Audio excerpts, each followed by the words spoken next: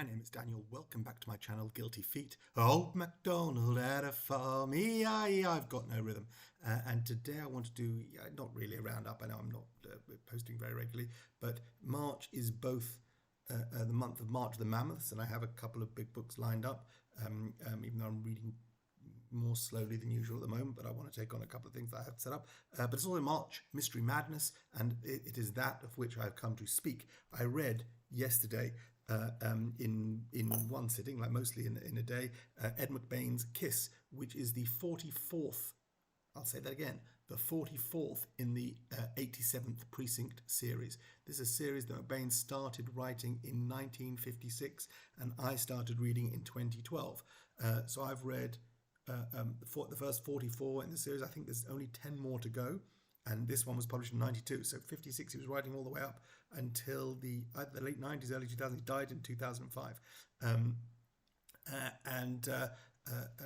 So yeah, I've been reading these, what's that, 3-4 a year since 2012, picking them up where I can, buy them all secondhand. This is the great joy of the age that we live in, that you can always find copies of these books. I've got a whole bunch up, you can't see them up on the shelf, but when I get to the end, I'll take you through all 50 odd editions of the 87th Precinct. Anyway, the latest one is Kiss. Long for 87th Precinct. This was like 300 pages. They often come in sort of 220, sometimes under 200, the early ones. So this was a meaty one. Really two main stories. There's a straightforward case going on, a standard thriller, a woman, there's an attempted murder, and then a second attempt on the same woman's life. So she believes that someone's trying to kill her, and we follow that thread throughout the book until we get to the end. But there's also a B thread in this, which is about a murder trial of a previous case that took place. It's something that happened in the last book in the series. There is some continuity. It's a mad continuity when you think about it, because the same characters recur. So even though there's now 35 years between the publishing of this book and the publishing of the first book in which these characters appear, they haven't aged 35 years in time. So the same characters come back, but with modern accessories and modern policing methods that didn't exist when they first appeared. So I guess like comic books. Batman didn't have the kind of access to technology that he had when he was first written in Detective Comics 27, as if you pick up a modern Batman comic where he has a car and a plane and computers and a lab and all those kind of things. So it's that kind of thing. The detectives haven't aged in real time.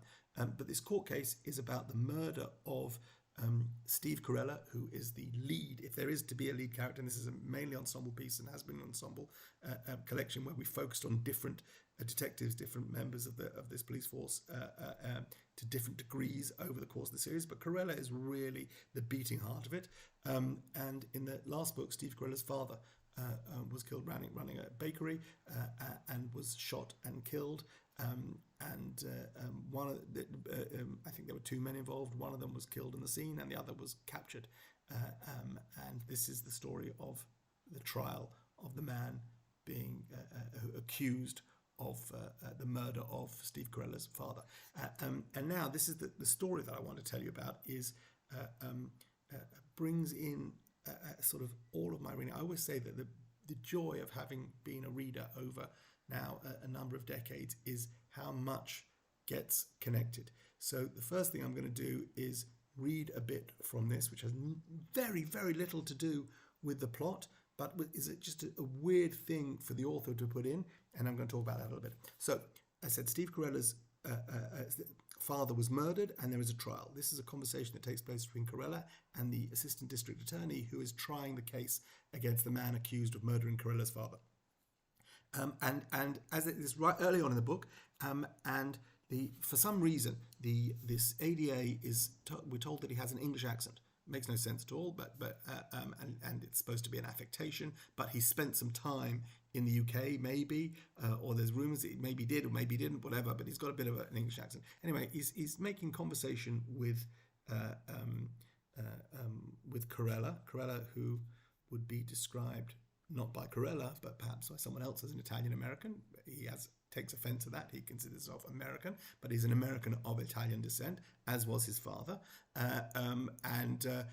The two people who were involved in the incident, and now the one that's standing trial, is an African American.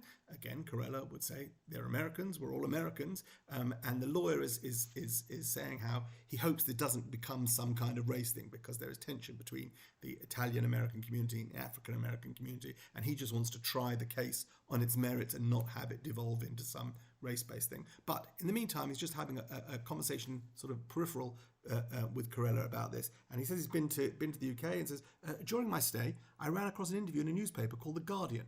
If you're not familiar with it, I'm not, says Carella. It's a liberal newspaper, quite respectable. Okay, so The Guardian is a real newspaper. If you're not from the UK, it's a real newspaper. It's always been a sort of left-wing, certainly left-leaning newspaper, and exists to this day.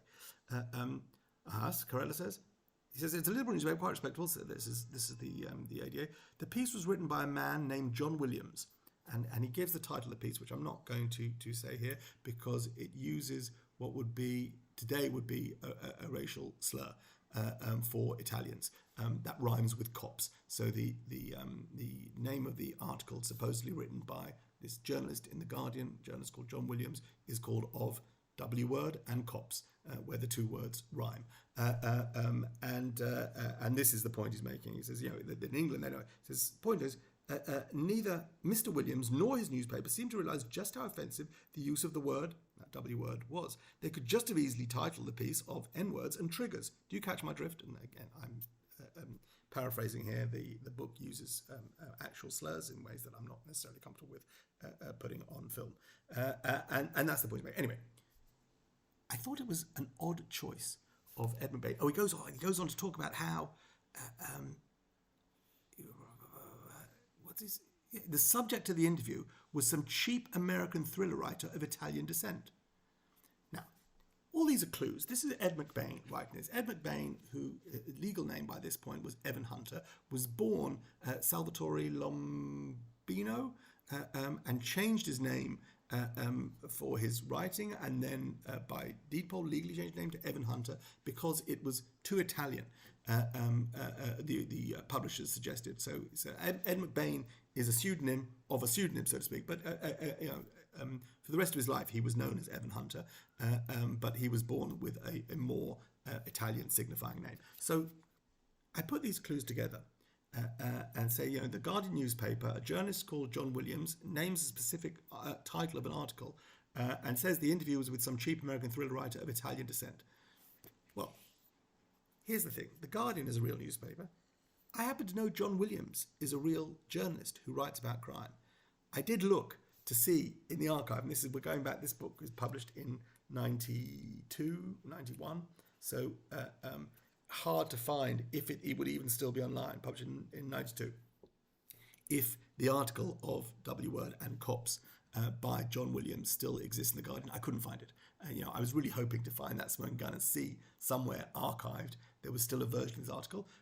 If it ever existed, it doesn't exist now. Or it could be McBain is having a joke.